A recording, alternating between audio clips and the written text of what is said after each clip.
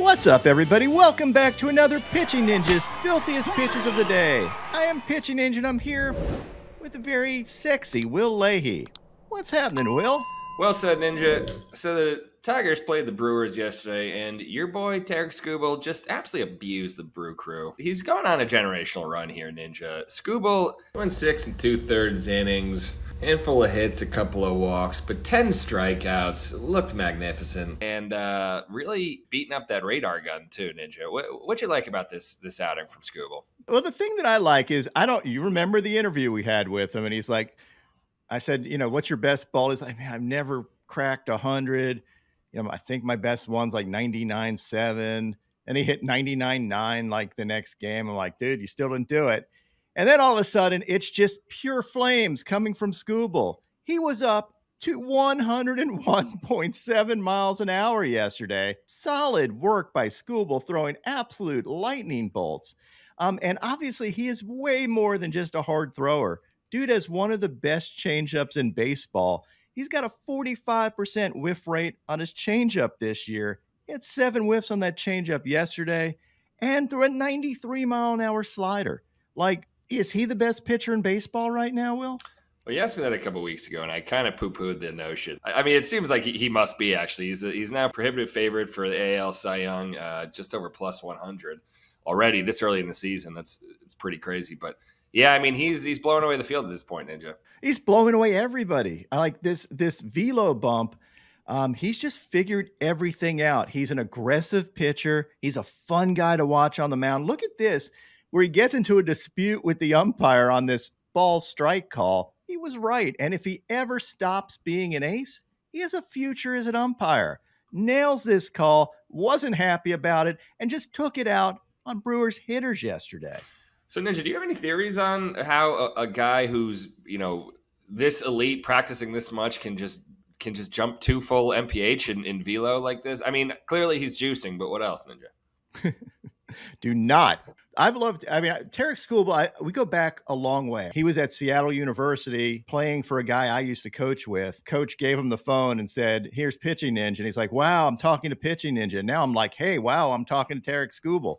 But I know him from back then. He had Tommy John surgery, was looking to improve mechanics and stuff. And he improves every start. It's one of those things that once something clicks in your head, you're able to repeat it over and over again. He's a very cerebral pitcher. He also pitches on emotion a lot too. He's like this weird combination. And that's what I love about him. Like, you can tell he enjoys throwing. You can tell he's a competitor, and you can tell he has a lot of fun out there. And definitely, I would say right now, the best pitcher in baseball. I said that a few weeks ago. Maybe jumped the gun a little bit, or foretold the future, because he is a freaking stud.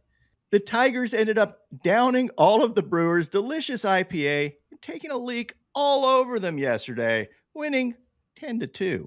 Trust 101.7 on that? I'll take it. I'll take it. I was surprised as well, but yeah, I'm going to take it. The Brewers had Bryce Wilson going for him. He had 4 Ks in 4 1/3 innings, but gave up 7 runs. He had this front door 2-seamer and this cutter.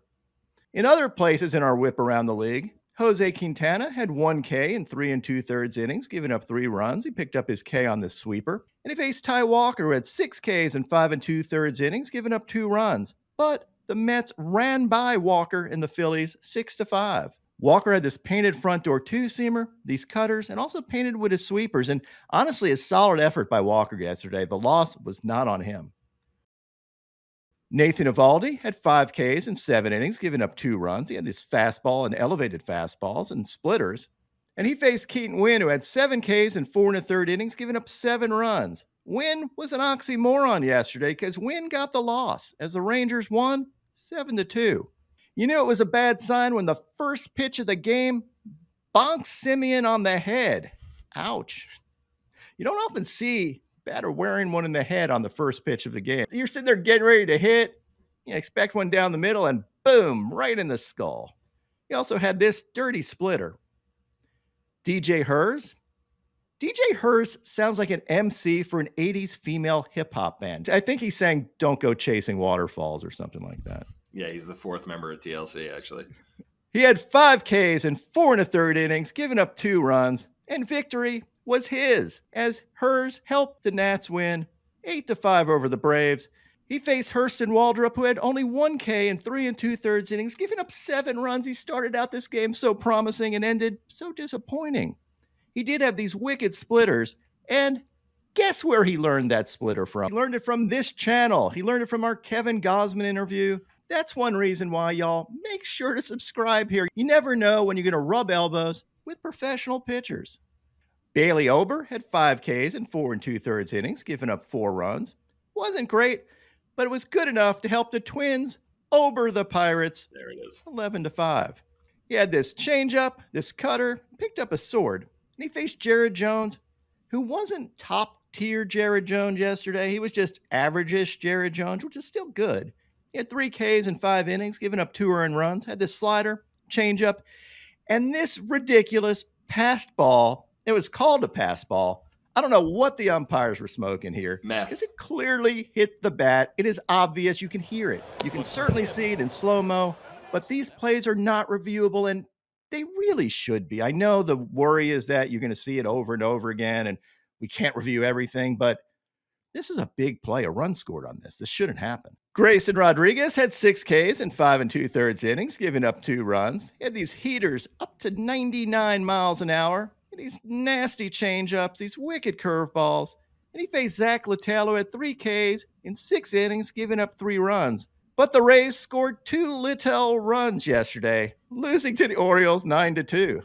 Littell wasn't flashy. He never is very flashy. He did have this front door 2-seamer and this fastball. The Cubs clawed past the Reds 4-2, getting red blood all over their paws. Shota Imanaga was outstanding yesterday with 7 strikeouts and 6 2/3 innings, giving up 2 runs. He had these painted fastballs, these nasty sweepers, and these splitters. He picked up 8 swings and misses on a splitter yesterday out of 13 total swings and misses. And this is just fantastic. Shota invents the K-bow. Although I think this was invented by Trevor Bauer when Shota worked for him a couple years ago. Good throwback, Ninja. Shota outdueled Frankie Montas, who was frankly terrible. He had 2 Ks in 1 1/3 innings, giving up 4 runs. He had this splitter, but he wasn't very good. Cookie Carrasco had 3 Ks in 4 2/3 innings, giving up 2 runs. He had this sweeper, slider, and changeup.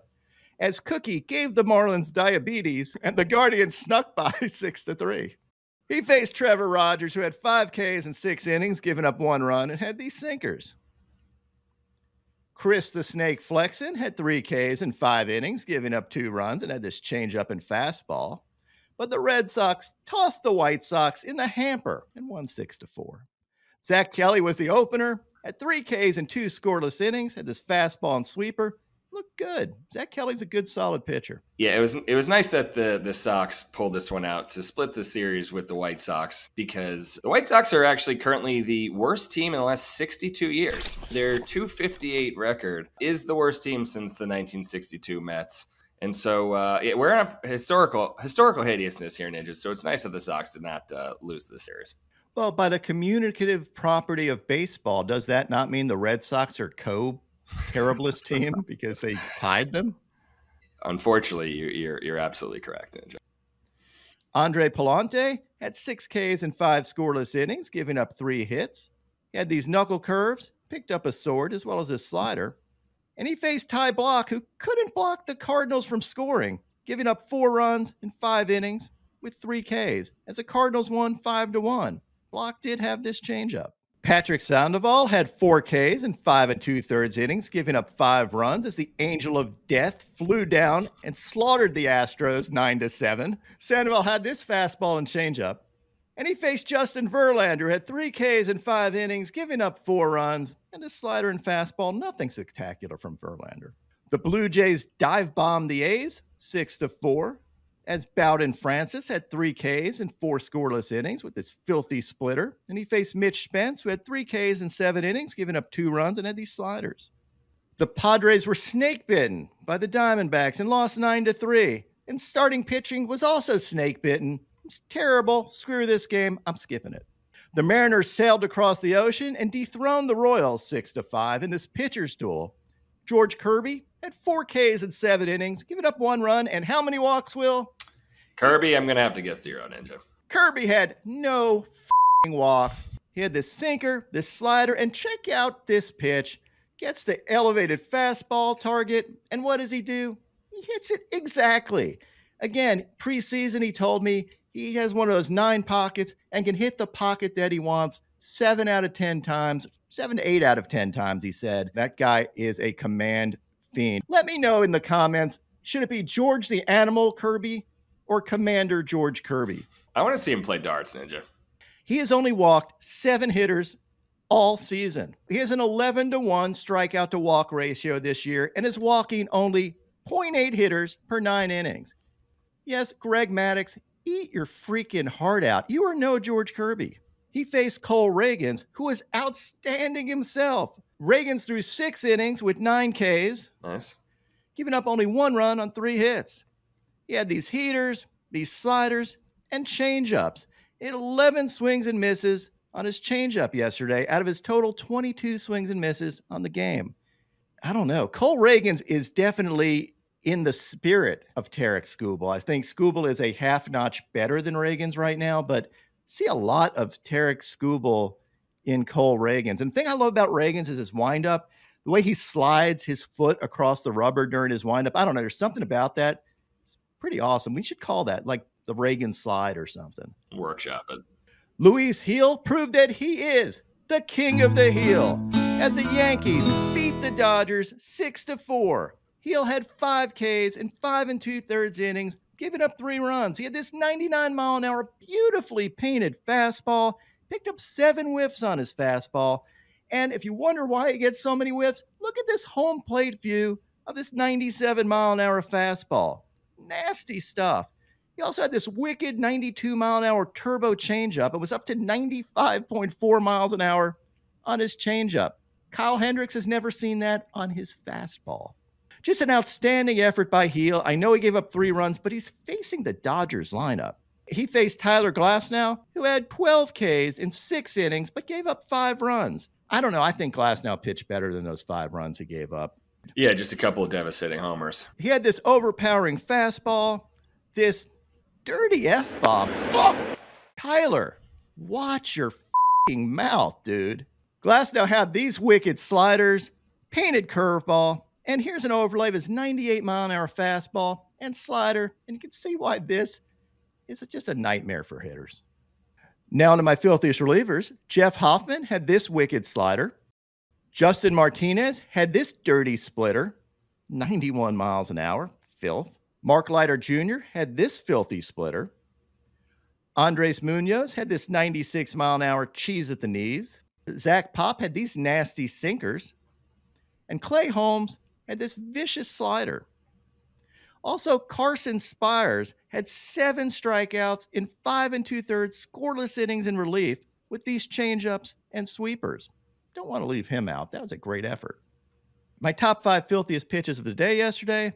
At number 5, I have Danny Young and these sick sweepers. These things broke like 7 time zones. These started in London and ended up in New York. At number 4, we have Kenley Jansen picking up 5 Ks in relief with these cutters. And check out the movement on some of these. Disgusting. At number 3, I have Shota Imanaga and that classy bow. At number 2, you have King of the Heel with this 99-mile-an-hour paint. And at number 1, Tarik Skubal hitting 102 miles an hour. Give Tarik some Scooby snacks. And now, my pitching ninja moment of zen. We have Tyler Glasnow walking over to Shohei Ohtani to apparently give him hitting tips. I just imagined what Tyler was saying in typical coach speak. Wait, isn't he interesting that Glasnow down there? What do you think that conversation's about? My picks of the day today are a 3-leg parlay. I'm going to start out with Seth Lugo for 5 Ks or more, then take Ryan Pepio for 6 Ks or more, and top it off with Jose Barrios for 5 Ks or more. What would your picks of the day be?